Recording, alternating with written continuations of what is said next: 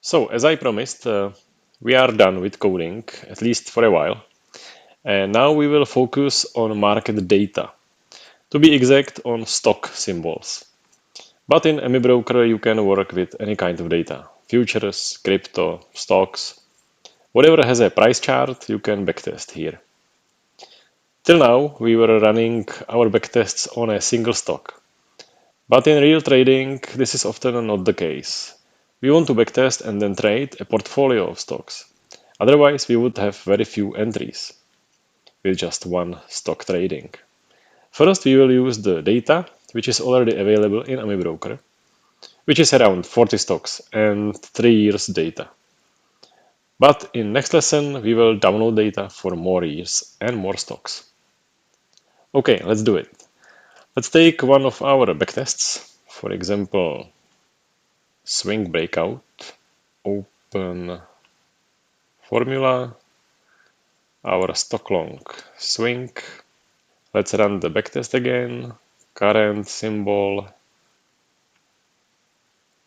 long daily, everything is set for this range from 2 dates, backtest. And to test portfolio, backtest portfolio is very easy. From current, I just switch to all symbols. And the backtest will be performed on all symbols that are downloaded or that are in the database, more or less 40 stocks. And backtest. We can see that the first entries are only for symbol EK, which is probably just because in this time period we didn't have any other data than for EK, so that this is not very relevant. The real backtest starts here. Disney, McDonald's, 3M, and other stocks. So really the backtest bought various stocks based on which one fulfilled the condition at the given time. And we can see that we were always in position only in one stock. In this time period, we are holding only DIS. Then, when we sold DIS, we bought MCD. When we sold MCD, we bought MMM, and it goes like this. What if we want to trade more stocks in time? We want to buy, let's say, 4 stocks at the same time. There is actually a setting in the backtester settings which does exactly that. And it says 4. It's called maximal open positions. It says 4, it can be 2, it can be whatever we set it to, but let's leave 4. And this says that we want to buy at most 4 stocks that fulfill the condition. So why it is not applied? It is because backtest always buys for the full amount, for the full equity which we have, which is also set right here at the beginning, initial equity, 10,000 USD. That also be changed, it's a parameter. But let's keep it. And backtest buys for the whole 10,000 always. That's why there is not enough money to buy any other share, even though we have here set the 4. And I didn't find a configuration parameter here in backtester settings where to change this, how much of equity we want to allocate to one position. So that's why we have to write one more line of code. Let's go to the editor and let's add this piece of code. Set position size 20% of equity, which we can read as position size is 20% of total equity. Save it and let's run the backtest again. Now we can see that each stock is opened for 20% of our equity, which was 10,000, but maximum 4 positions. So this parameter is applied and it controls the number of positions.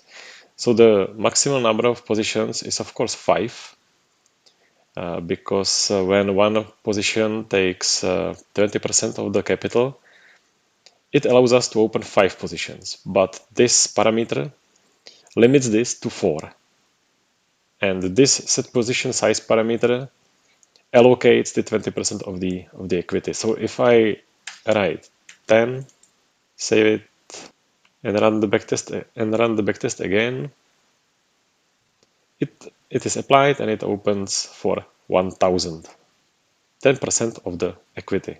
But again, it limits the maximum number of open positions to 4, even though it is apparent that not more than 3 stocks fulfilled the condition of the backtest.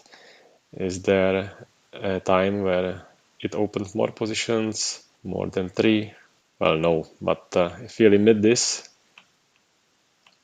to, let's say, 2, run the backtest again, the backtest will not open more than 2 positions at once. Okay, let's return 4, 20, run the backtest again. And now we have portfolio backtest, which opens more positions at a time across multiple symbols. So this is a full-featured backtest. Let's see how it performed. Cumulative profit, is it increasing? Yes. Visually, it goes like this. There are ups, there are downs. It made altogether 316 entries with average profit 14 something USD per position. We spent $632 on commissions. We made 47% of net profit in those 3 years. We made 47% of net profit in those 3 years, which, considering that the highest drawdown was of 12%, is a very good result. At the other hand, we have only 3 years of data, which is not very relevant for a serious backtest. So we will get back to profitable analysis later when we have more data and more stocks downloaded. So that's it for now as basics of portfolio backtesting.